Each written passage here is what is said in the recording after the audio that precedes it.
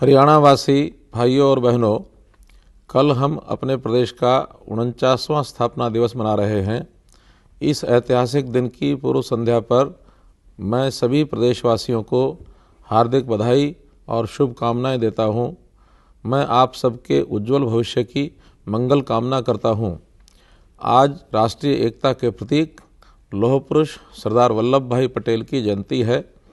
वे महान स्वतंत्रता सेनानी, आज़ाद भारत के पहले गृह मंत्री और राष्ट्रीय एकता के बेजोड़ शिल्पी थे। ऐसे महान पुरुष को मेरा शत शत नमन।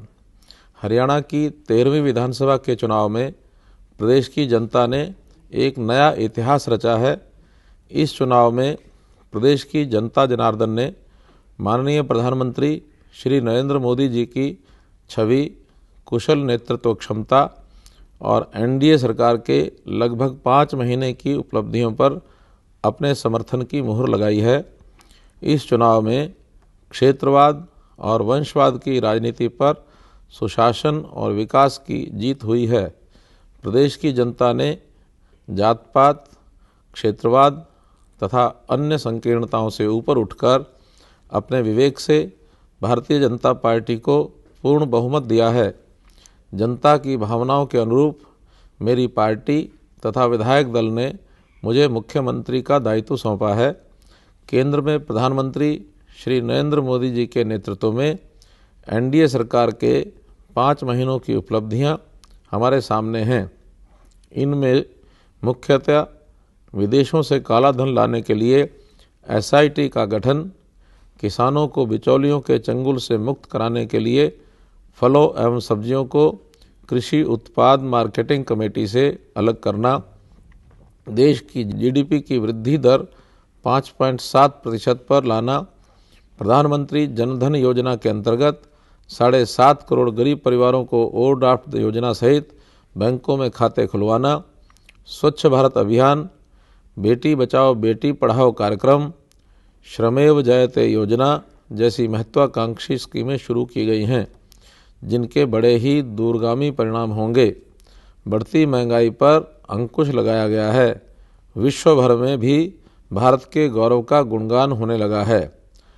आदरणीय प्रधानमंत्री श्री नरेंद्र मोदी जी ने चुनाव प्रचार के दौरान प्रदेश की जनता के सामने हरियाणा के सुनहरे भविष्य के विकास का एक नया प्रारूप रखा। उन्होंने सबका साथ सबका विकास का आह्वान किया, भ्रष्टाचार मुक्त हरियाणा का भरोसा दिलाया।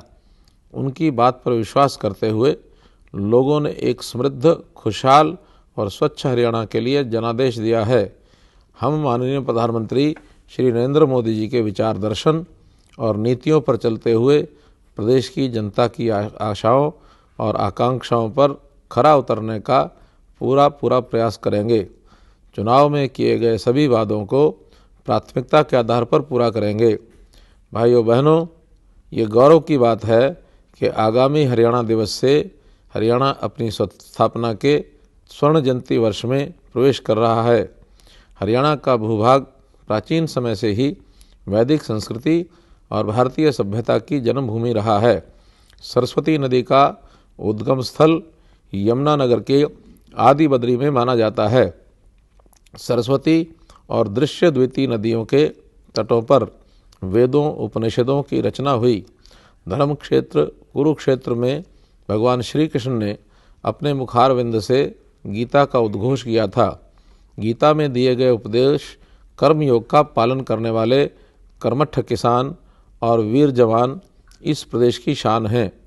कर्मठ किसानों ने इस प्रदेश को एक कमे वाले राज्य से धन धान्य संपन्न प्रदेश बनाया। वहीं इस प्रदेश के वीर जवान आज़ादी के लिए और आज़ादी के बाद देश की रक्षा के लिए कुर्बानी देने में सदा आगे रहे। आप जानते हैं कि अपनी अच्छी भौगोलिक स्थिति होने के बावजूद यह प्रदेश उतनी प्रगति नहीं कर सका जितनी कि 48 वर्षों में होनी चाहिए थी। हरियाणा को भारत का श्रेष्ठ प्रांत बनाने के लिए इस हरियाणा दिवस से हम आओ बनाए स्वर्णिम हरियाणा अभियान का शुभारंभ कर रहे हैं। स्वर्णिम हरियाणा ऐसा होगा जहां शांति, सद्भावना और आपसी भाईचारे की कड़ियां मजबूत होंगी। हरियाणा एक, हरियाणवी एक की आदर्श नीति पर चलते हुए हम कार्य करेंगे। कृषि, सिंचाई, ग्राम विकास, बिजली, स्वास्थ्य, उद्योग, शिक्षा, युवा वर्ग, महिला वर्ग, अनुसूचित जातियों एवं पिछड़े वर्ग के विकास को प्राथमिकता मिलेगी। चुस्त, जिम्मेदार, भ्रष्टाचार मुक्त और पारदर्शी शासन व्यवस्था होगी। प्रत्येक का समान, व्यापक और आधुनिक चौमुख विकास होगा। सभी युवाओं के लिए शिक्षा और रोजगार के भरपूर अवसर होंगे। लड़कियों और महिलाओं के लिए सुरक्षा होगी। हर घर में पीने का स्वच्छ पानी होगा और हर खेत के लिए सिंचाई पानी होगा। किसान, जवान और उद्यमी को कोई परेशानी नहीं होगी। विश्व स्तरीय बुनियादी सुविधाएं होंगी। गाँव में शहरों जैसी सुविधाएं होंगी। श्रम शक्ति को श्रम संस्कृति में बदला जाएगा। भाई और बहनों, आदरणीय प्रधानमंत्री श्री नरेंद्र मोदी जी ने स्वच्छ भारत अभियान शुरू किया है। उनका लक्ष्य है कि वर्ष 2019 में महात्मा गांधी जी की 150वीं स्वर्ण जयंती वर्ष में स्वच्छ भारत का सपना साकार होना चाहिए। हरियाणावासी भाई बहन भी उनके इस सपने को साकार करने में बढ़ चढ़कर योगदान देंगे। हम प्रदेश में कल हरियाणा दिवस से एक सप्ताह का स्वच्छ हरियाणा स्वच्छ भारत अभियान शुरू कर रहे हैं। मेरा प्रदेशवासियों से अनुरोध है कि आप इस अभियान में बढ़ चढ़कर भाग लें और अपने गली मोहल्ले, गांव और नगर को स्वच्छ बनाएं। स्वच्छ हरियाणा स्वच्छ भारत अभियान की तरह ही स्वच्छ समाज की रचना में भी प्रदेशवासी अपना अमूल्य योगदान दें। एक ऐसा समाज बनाएं जिसमें अपराध, नशा और व्यसन के लिए कोई स्थान न हो। सामाजिक बुराइयों का नामो निशान मिटे। स्वर्णिम हरियाणा का हमारा सपना तभी साकार होगा। मैं एक किसान का बेटा हूँ। गांव की माटी में पला बढ़ा हूँ। खेती और किसानों की समस्याओं से पूरी तरह से परिचित हूँ। हमारे किसान लगातार कठिन परिश्रम कर रहे हैं, लेकिन बड़े दुख की बात है कि उनके जीवन स्तर में वांछित सुधार नहीं हुआ है। पिछले एक दशक में केंद्र और राज्य सरकारों की लगातार उपेक्षाओं के चलते किसानों की स्थिति दयनीय हो गई है। सबका पेट भरने वाला किसान अगर खुशहाल नहीं होगा तो प्रदेश तरक्की नहीं कर पाएगा। हम अपने घोषणा पत्र के वादों के अनुरूप किसानों की खुशहाली और कृषि पैदावार बढ़ाने के लिए ठोस कदम उठाएंगे। प्रदेश में कृषि उत्पादन स्थिर सा हो गया है। भूमि जोत भी छोटे होते जा रहे हैं। कृषि की उत्पादन लागत निरंतर बढ़ रही है। इन समस्याओं के समाधान और कृषि पैदावार बढ़ाने और किसानों की खुशहाली के लिए हम प्रदेश में दूसरी हरित क्रांति लाने के लिए वचनबद्ध हैं। प्रिय भाई और बहनों, मानवता के पुजारी पंडित दीनदयाल उपाध्याय जी कहा करते थे, आर्थिक योजनाओं तथा आर्थिक प्रगति का माप समाज के ऊपर की सीढ़ी पर पहुँचे व्यक्ति से नहीं, बल्कि सबसे नीचे के स्तर पर विद्यमान व्यक्ति से होगा। उनके इस अंत्योदय दर्शन पर चलते हुए हमारा हर निर्णय जनहित से प्रेरित होगा और गरीब से गरीब व्यक्ति तथा अनुसूचित जातियों एवं पिछड़े वर्गों के हित में होगा। गरीबों के सच्चे हित चिंतक, भारतीय संस्कृति के सजग प्रहरी एवं निस्वार्थ समाज सेवी और सच्चे राष्ट्रभक्त डॉक्टर मंगल सेन जी के बहुआयामी व्यक्तित्व पर शोध करने तथा उनकी विचारधारा को आगे बढ़ाने के लिए महर्षि दयानंद विश्वविद्यालय रोहतक में एक पीठ स्थापित की गई है। आज जनसंख्या का ढांचा, युवा आबादी का अनुपात भारत के पक्ष में है। हमारे पास युवा शक्ति के रूप में एक बहुत बड़ी दौलत है, लेकिन पिछले एक दशक से हरियाणा का युवा हताश, निराश और कुंठित प्राय है। उसे योग्यता के आधार पर नौकरी नहीं मिल रही। जब मैं गांव में गया, शहरों में गया, अपने परिचितों के पास गया, तो मुझे सबका एक ही जवाब मिला कि हरियाणा में योग्यता के आधार पर सरकारी नौकरियां नहीं मिल रही, नौकरियों में भेदभाव हो रहा है। मैं लोगों की इस पीड़ा को समझता हूं। हम योग्यता के आधार पर नौकरी देंगे। युवाओं का कौशल विकास करके उन्हें स्वावलंबी बनाना हमारी प्राथमिकता रहेगी।